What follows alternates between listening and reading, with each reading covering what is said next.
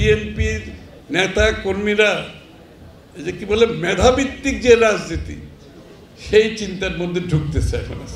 ঠিক আছে, আমরা যেভাবে এখন প্রস্তুতি নিচ্ছি, যদি জনগণ আমাদেরকে নির্বাচিত করে, আমরা কিন্তু প্রথম দিন থেকে আমাদের কাজ করতে সক্ষম হব।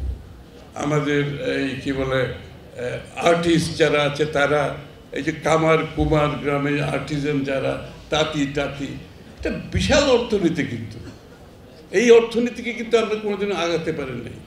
আমার সঙ্গীতকে আমি কিন্তু মেইন স্ট্রিমে নিয়ে যেতে পারি নাই। আমি ভারতীয় গান শুনতেছি, ইংলিশ গান শুনতেছি, দুনিয়ার গান শুনতেছি, আমার বাউল সঙ্গীত, আমার পল্লী গীতি, আমার শত শত সঙ্গীত, এগুলোকে মেইন স্ট্রিমে আনিয়ে নিয়ে আসা। এটা কিন্তু দুই দিকে, একটা আমার সংস্কৃতির পুনর্জাগরণ, অর্থাৎ পূর্ব বাংলার সংস্কৃতির পুনর্জাগরণ, বাইরের সংস্কৃতি থেকে যদি আমাকে বেরিয়ে আসতে হয় তাহলে আমাকে এগুলোকে মেইন স্ট্রিমে আনতে হবে।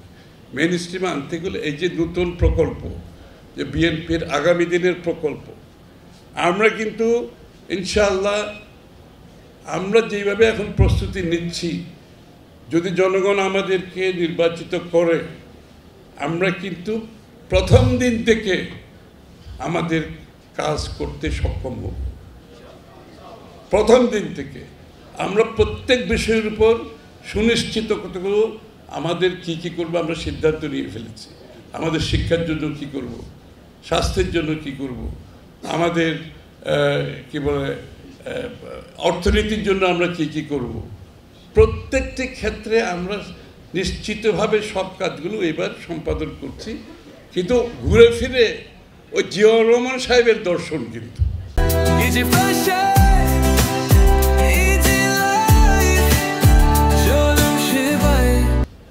ওই দর্শনের বাইরে কিছু নেই। এই যে খাল কাটা আবার শুরু হয়েছে না, কত বছর অনুপস্থিত থেকে আবার খাল কাটা কেন? বাংলাদেশে ফ্লাড হচ্ছে, বাংলাদেশের ইরিগেশন সেচের প্রবলেম হচ্ছে, এই খাল না কাটার, খালের না কাটার কারণে বায়ু, এই যে দূষণ হচ্ছে, পানি, খালের পানি কি নষ্ট না, সব দূষণ হচ্ছে। খালের দুই পারে যে লোকগুলো বসবাস করে তাদের অর্থনীতি খালের সাথে জড়িত আছে, তো তাদের জীবনযাপন জড়িত আছে। তো আবার আমরা খাল কাটা তারেক রহমান সাহেব শুরু করেছেন। কিন্তু এই যে প্রথম ফিলোসফি, চিন্তা, ধারণা, ভাবনা, দর্শন সব কিন্তু জিয়াউর রহমান সাহেবের, সব জিয়াউর রহমান সাহেবের। সুতরাং আমি বক্তব্য দীর্ঘায়িত করতে চাই না। এই আজকে আমরা জিয়াউর রহমান সাহেবের চিন্তা, ধারণা, দর্শনের উপর যেই দলটি সৃষ্টি হয়েছে সেটার নাম হচ্ছে বাংলাদেশ জাতীয়তাবাদী দল। সেই ভাবনাটা আজকে আমাদেরকে ধারণ করতে হবে।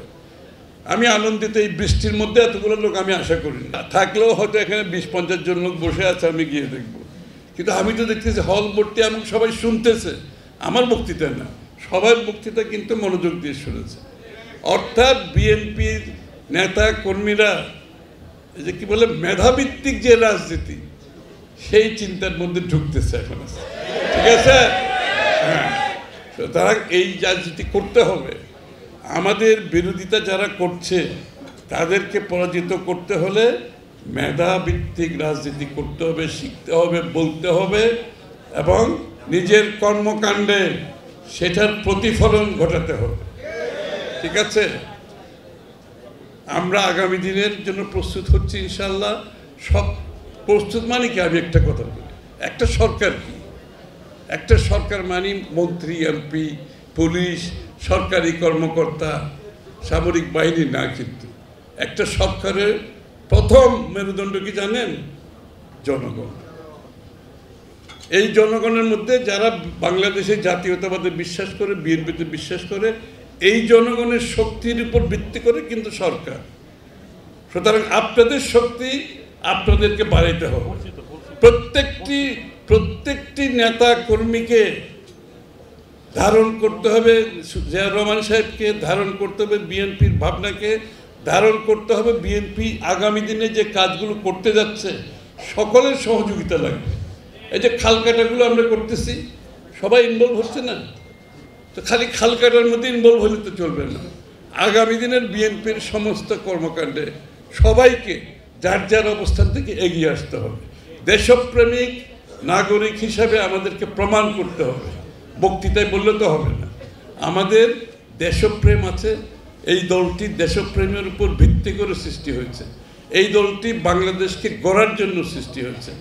এই দেশকে বাংলাদেশকে সমৃদ্ধ সার্বভৌম স্বাধীন দেশ হিসাবে প্রতিষ্ঠিত করার জন্য এই দলটি সৃষ্টি হয়েছে। এগুলো আমরা সবাই ধারণ করতে হবে, এবং আমি দেখছি এর প্রতিফলন আমি দেখতে পাচ্ছি আমাদের নেতাকর্মীদের।